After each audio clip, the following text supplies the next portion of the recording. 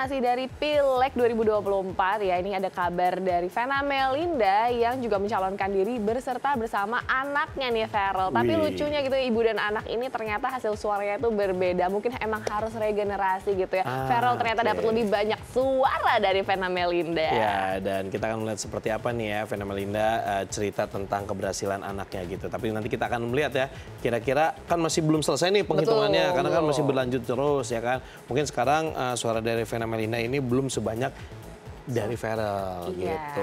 Mungkin udah pindah gitu, yang dulu dukung Vena Melinda nih karena ada Feral nih, jadinya dukung Feral nih Kak Vena. Ya sudah, kita akan lihat seperti apa beritanya. Tapi ini suaraku terendah ya dari 4 periode. Karena 5 tahun yang lalu 57.000 itu pun aku nggak pakai relawan ya, nggak pakai saksi. Jadi ya mudah-mudahan ini kan perhitungan masih berlanjut. Ya aku masih menunggu sampai hasilnya 100% karena aku juga punya C1 sih sebenarnya gitu lah. Ya mudah-mudahan dia masuk. Kalau dalam dunia politik itu kan dinamikanya tinggi ya. Yang paling penting Feral nanti kalau masuk tetap konsisten dengan niatnya dia pengen berkarya buat masyarakat, bangsa dan negara.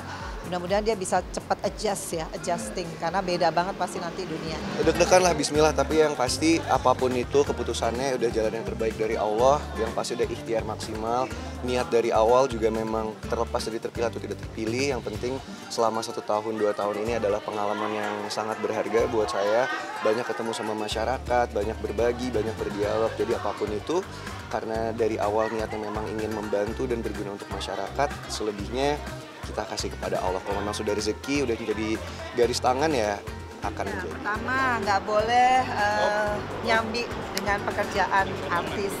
Kedua, ya harus fokus karena kerjaan jadi anggota DPR banyak banget. Masalah ini nih 2,5 deh. Jadi aku sempat berdebat sama papa. Papa bilang ngapain sih kak pintu aja sampai semahal itu. Cuman dulu kan namanya anak muda, egonya tinggi ya. Sekarang aku agak menyesal. Kesamaan sama Arafi bener. Jadi kita pas beli tuh barengan juga. Katanya Arafi datang, nggak lama aku datang ke situ. Nah, kalau yang ini memang harganya agak lebih mahal, tapi perawatannya nggak ribet. Jadi lift biasa kan butuh ada technician.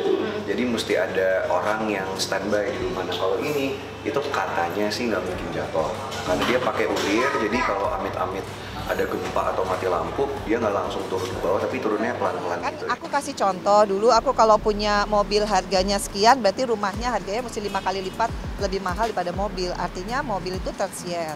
Rumah itu kalau kamu punya rezeki ya rumah dulu yang harus di afford ya.